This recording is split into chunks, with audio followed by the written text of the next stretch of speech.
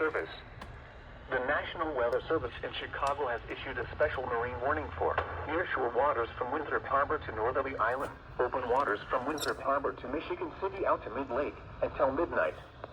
At 11:23 p.m., a strong thunderstorm was located 7 miles north of Wilmette Harbor, moving east at 45 knots.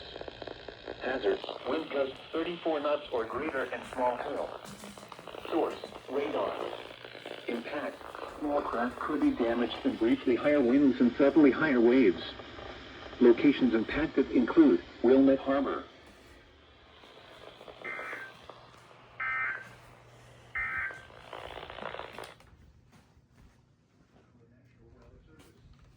A special marine warning remains in effect until midnight for the following areas.